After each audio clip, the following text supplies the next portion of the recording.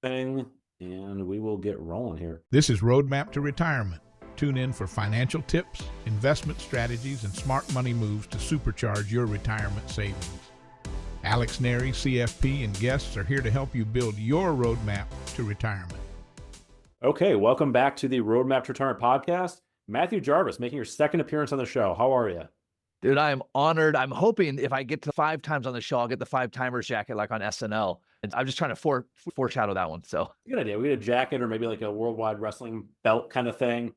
a belt, a little desktop icon, anything would be good. No, but jokes aside, Alex, it's great to be back on the show. As I know you're real passionate about, like, taxes are a major piece of everyone's retirement, and it's a part we don't think about. We think about, like, how do I retire? How do I retire early? How do I save up money?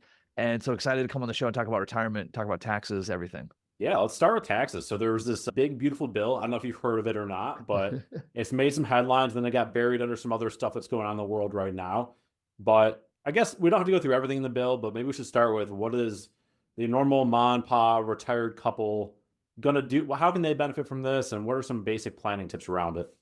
Yeah, funny story on that, Steven. Excuse me, Alex. And I'll get this. My brother's name is Steven. I'll get this over for your listeners that you can give to your listeners. We did a piece on the One Big Beautiful Bill Tax Reference Guide. But as I was preparing this guide, I thought, what are some obscure provisions? Like, these tax laws always have weird things in them. So I asked ChatGPT, I say, tell me an obscure provision in the One Big Beautiful Bill. And ChatGPT comes back and says, one of the provisions is that every freeway rest stop in America is getting a jukebox.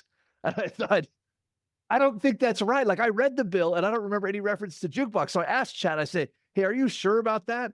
And then it says, my 13-year-old would, oh, I was just kidding about that. Let that be a warning to you that Chat is probably not the best place to go to for your tax advice or really any kind of advice. I think that's some government spending we could all get behind, though. A little music on the road. I got to say, I was kind of excited. Like, a jukebox. Do I need to put quarters in it? Will it take Apple Pay? What's going to go on here? So I want a Wi-Fi network across the country, but that's a different topic. Elon has that. It's called Starlink. You're good, man. That's true. Yeah, perfect. So let's talk about a couple of, other than jukeboxes, I think a couple of things that all of us need to be aware of. One is that what's called the SALT taxes, so state and local taxes. That's your property tax, your state income tax, your state property taxes, your taxes on your cars. All those things were previously capped at $10,000. Now the cap is being lifted to $40,000, which means a lot of us that might not have itemized because we couldn't claim enough state taxes, that's going to change. And so we've got to be ready. It doesn't start until next year, but as we're going into 2026, we might need to change the game and say, I might actually need to itemize next year. I got to save all these receipts again. Yeah, and that's a bigger deal for me in New York than it is for you in Nevada. Yeah, it's not a huge deal for us. Yeah, it's easy for you. But a lot of clients are starting to ask about that again. I live on the east side of Rochester. Property taxes are high. We, of course, have a New York State income tax. So that's a big planning opportunity for a lot of people that we work with locally. How's that look in Nevada? Is it less of a topic? It's less of a topic. We have clients that still hit the SALT cap, but not often, where I would imagine the bulk of your clients hit the SALT tax, right? Because if you're paying a state income tax, you're going to hit that pretty quick. Yep. So that's a big one. We're going to need to start keeping these receipts. So your tax stuff is pretty easy to keep. Usually your employer's paying it or whatever the case may be. But the stuff like your car tabs, or your property taxes, if you're paying them out of pocket, you're not paying them out of escrow. If you make a major purchase that has a sales tax charge, like, you need to start getting ready to track these things. Yeah, that all makes sense. I think one of the other parts of the bill that I know we'll talk about is about charitable contributions. So for a long time with people that were not able to itemize or taking the standard deduction, they lost that financial incentive to write a check to their church or Christmas or support a foundation they care about. But there's something in the big, beautiful bill to help those people. So let's talk about that. Yeah, that's correct. Now, of course, only about 10% of people itemize. Everybody else claims the standard deduction. And I'm sure your listeners all know this, but just as a quick background, the standard deduction is so that most of us, 90% of Americans, don't need to save receipts. So the government just says, hey, listen, we know everybody has some deductions. We're just going to give you a flat X amount so that if you're below that, you don't have to claim it. Charitable is one of those things that fell in there. Now, if you don't itemize, you can claim $1,000 individually or $2,000 as a married couple, given to charity, whether you itemize or not. This means, Alex, to your point, if you support your local church or the Boys and Girls Club or anything else, you will now be able to deduct the first 1,000 single, 2,000 married, regardless of your deduction status. Now, keep in mind, buying Girl Scout cookies, which I'm a big fan of, that doesn't count because you got something in exchange for dropping off clothes at the thrift store. That doesn't count because that's what's called in kind. But a check to your church, a check to the Red Cross, whatever nonprofits you support, that's going to now be deductible. So you're going to want to save those. GoFundMe's don't count usually, but you're going to want to start saving those as well. That starts next year. Okay. And that's a good point too, is I think most people, because 90% are taking that standard deduction, Yeah. they're not in the habit of saving receipts and stuff. I was like, a public service announcement to all the people out there. When you're writing that check, keep a copy for yourself, forward it along to your CPA. If you do TurboTax, make a file on your computer, like start saving this stuff. And a lot of people are very low audit risk, but why have the headache down the road? Just get that shoebox going. Yeah, it's probably less audit risk because it is low for most people, and then more you'll probably just forget about it. Like I just recently gave $1,000 to a nonprofit organization I support. I did it because it was good appeal, and then I was about to forget about it. I would have forgotten about it by the time tax season came around. So what I always do is as soon as I hit submit on that, because usually it's online, I PDF that and I drop it into my folder. I just keep a folder on my computer, 2025 taxes. So anytime something comes up, I can just drop it in there. Otherwise, if I'm waiting until April to go find that stuff, or September for those of us on extension, I'm going to have a hard time finding it. Perfect. Good system. So another thing that was floated, and I'm just going to keep running through the big, beautiful bill as long as we're doing this. So our president ran on the idea of having Social Security become untaxable again. So historically, Social Security wasn't taxed until the 1980s or so, and then our country needed more money. So it was, hey, we have an idea, let's start taxing Social Security. And we got up to 50% could be taxable. And then 10 years later, we said, that's not enough money. Let's figure out another way to generate revenue. And now 85% is taxable. So then that's a stage to set. And then Trump comes along, he's running on the idea of let's stop taxing Social Security. And then he gets in office, and here we are. And Matthew, is Social Security still taxable today? Yeah, it is. In fact, all of your listeners also got an email from the Social Security Administration that made it sound like Social Security was no longer taxed. What instead happened is that seniors get an extra deduction. Now, that deduction, you get that whether you're taking Social Security or not, but you do get an extra standard deduction, which if you're itemized doesn't help you. But so it's going to offset that, but you are still going to owe taxes on your Social Security, which is an important thing to remember. You go to retire and you've been looking at the Social Security check and it says, hey, I'm going to get $3,000 a month on your estimate. You got to remember that's $3,000 minus the federal tax, minus the state tax, depending on what state you're in. It's definitely a lower amount than you think. Yeah, I can't tell you how many times I onboarded a new client, and one of our first conversations is, hey, Alex, I retired last year, and for the first time in my life, I owed taxes when I filed. And it's usually a combination of not understanding how Social Security is taxed and not withholding for it, having a pension. We have a lot of New York State pensioners around here, and they didn't set the withholdings right. And you look at that $100,000 of total income, and they paid $8,000 of taxes when they had withholdings. So now they owe for the first time. So I think one of the biggest mistakes that retirees make heading into retirement is just not taking the time to put their withholdings correctly so they don't have this big surprise in April. Yeah, and I'm not familiar with the New York state pensions. Most state pensions, when you go to claim them, there's an option for doing tax withholding. I would imagine it's a similar for New York. Social Security is not that way. When you go to claim it, they just turn it on. They just want to ask you where you want it sent. You have to send in a separate form that you have to fax. That's still a thing. You have to fax to your local office, hope that they got it, check on it again in a month. Alex, so one of our rules in retirement is really just in life is whatever creates the tax bill needs to pay the tax bill. So if claiming Social Security creates a tax bill for me, then I need to have money withheld from Social Security to pay that tax bill. Same with my nest egg, same if I have a rental property, like whatever's creating taxes needs to pay those taxes. Yeah, I think that's a good rule. It's a really hard task to start trying to withhold extra money on IRA distributions to cover Social Security. Yeah. If anything, make your life simpler in retirement, and just the way you said is perfect. Whatever pays the tax, or how'd you say it? Whatever owes the tax. Yeah, whatever creates the tax bill pays the tax bill. Whatever creates the tax bill pays the tax bill. I'm gonna steal Quick that. thing on since we're talking about people owing, right? If you end up owing, there's a penalty on top of that, which is just insult to injury, right? You paid the taxes you owe, like you did your patriotic duty. Now you're paying on top of that. That's not a good thing.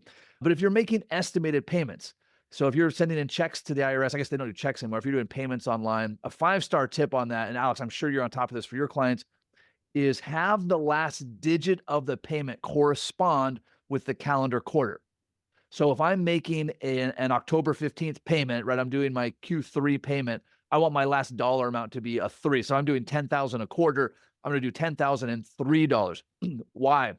One, I tend to forget if I've made that payment or not. So I might look at my bank statement. Oh yeah, I paid the $10,000. That was for the prior quarter, not for this quarter. Also, the IRS loses these payments. I know that sounds absurd. They do. They lose these payments. So then you can go look. I'm actually, Alex, in the middle of an audit myself where the IRS lost one of my payments from 3 years ago, and it finally caught up. And so I was able to show, oh, that was the third quarter payment.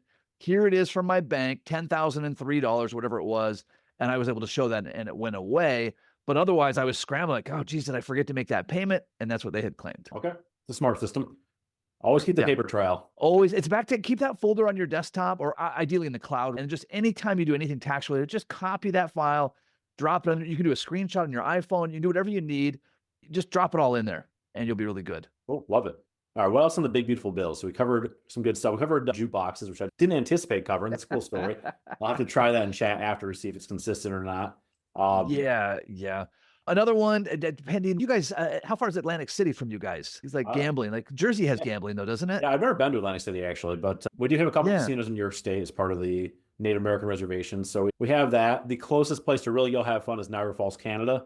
So that's about 2 hours. Go to the Niagara side, or the Canadian side of Niagara Falls, not the U.S. side. And they've got some casinos and other fun you can get yourself into as a young adult. Yeah. So I live in Nevada, as you mentioned earlier, Las Vegas, edge of town. The closest place for me to go gamble is probably like 3 stone throws from my house. So in Vegas, every gas station and grocery store, every single one of them has slot machines in them. Like I'm checking out of the grocery store and there's the slot machines across from the checkout stand. I'm thinking, who's coming to the grocery store to gamble? Anyway, wherever you do your gambling, you have to pay taxes on any of your gambling winnings. So Alex, let's say you go over there and you win $100,000. You owe they're going to give you a tax form for that. You're going to owe taxes on that $100,000. Now, you wouldn't do this, Alex, but I would probably turn around and lose that $100,000 because I'm having such a good time.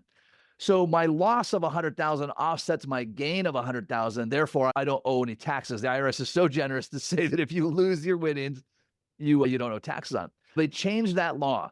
Now you can only deduct 90% of your losses. So if I won 100,000 and then I lost 100,000, I still owe taxes on $10,000, which is insult to injury that I have literally $0 and I still owe taxes on that $10,000 on that 10%. So that's going to catch people that are gamblers. Let me ask you this. So since you haven't been in Nevada very long, right? So since living there, you think you're more or less likely to gamble? I don't gamble. I don't like the numbers on it. Like I used to play Texas Hold'em back when it was fun to play. Now it's all just math, guys.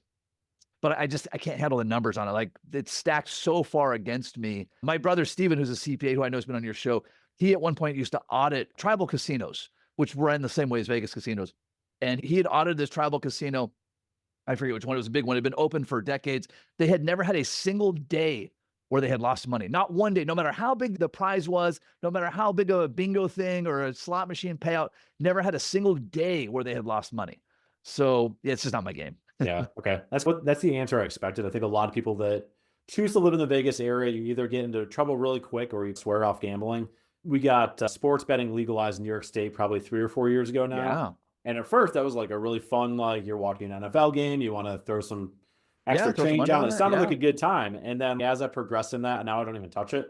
Not because I lost like a ton of money or anything like that. I really didn't. But you just start to see the trend of I was bleeding out $100 every weekend watching the NFL.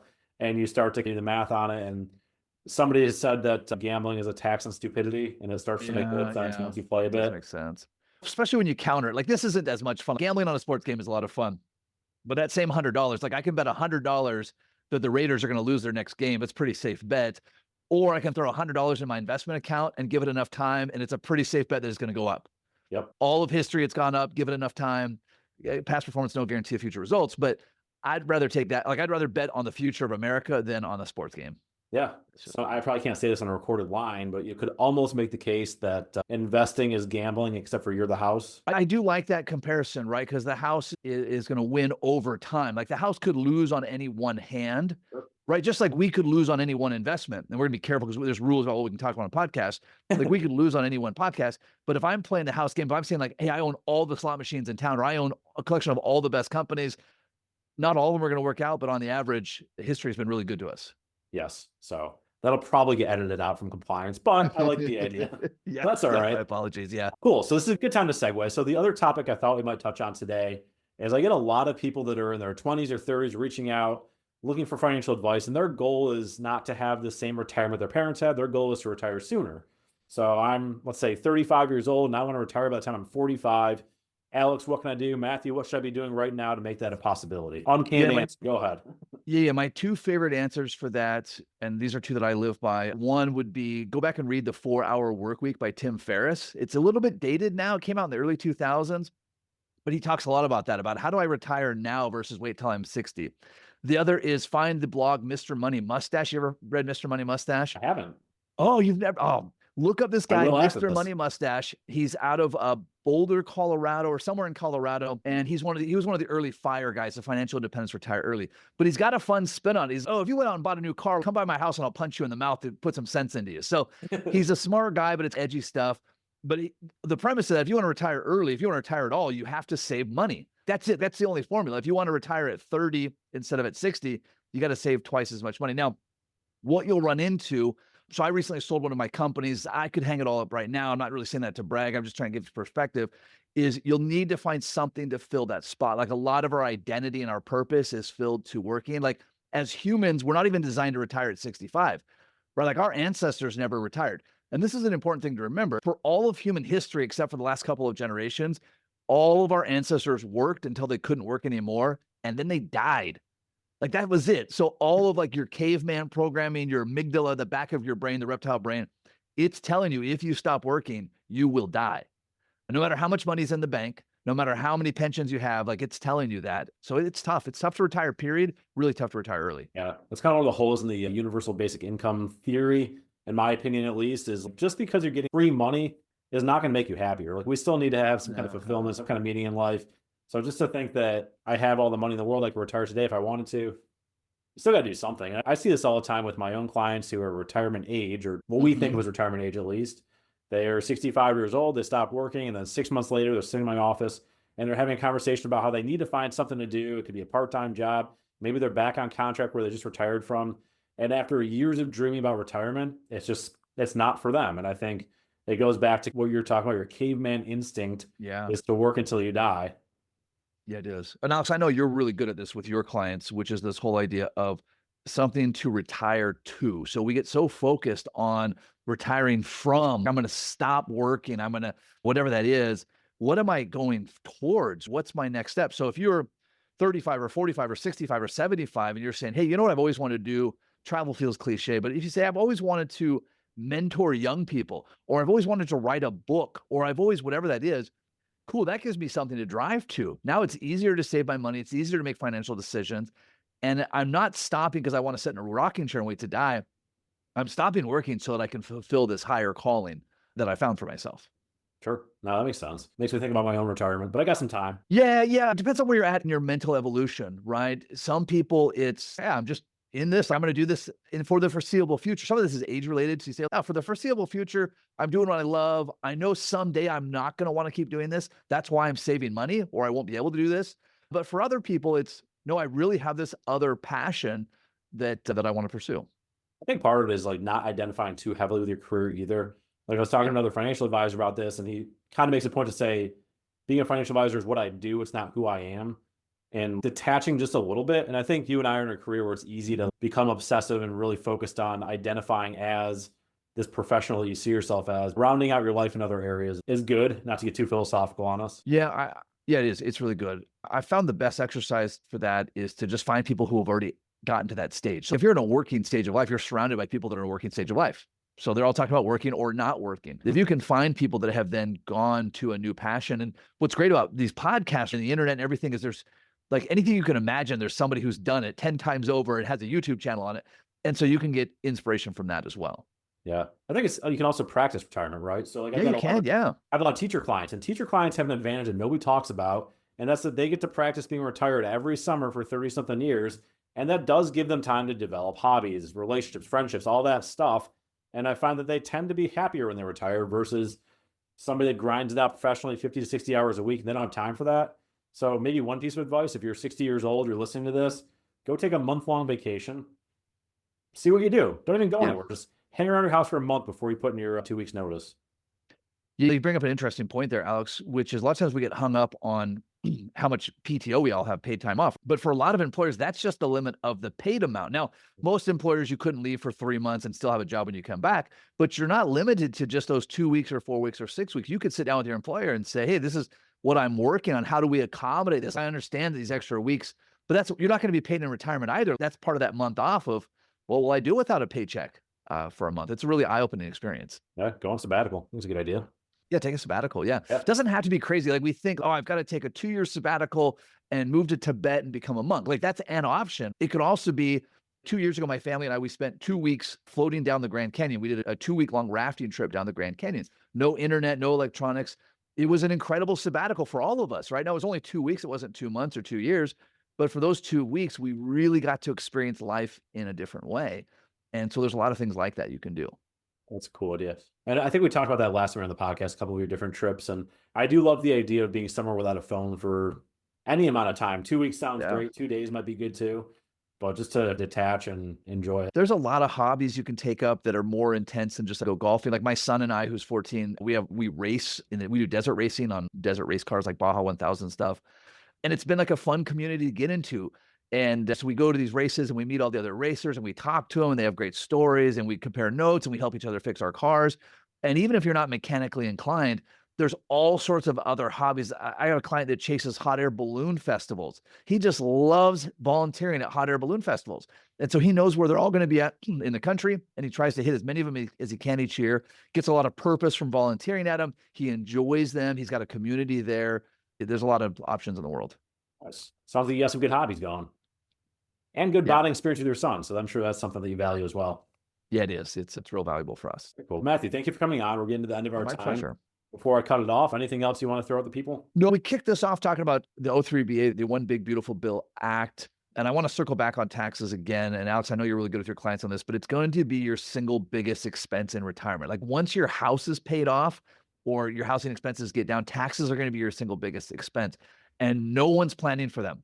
If you're using the tax prep software or you have a tax preparer, what they're doing is they're telling you, here's what happened last year. Here's what the score of the game was. No one's telling you, Alex is with his clients, but no one's telling you, here's what we're going to do for the next period of time, the next year, the next 5 years, the next decade.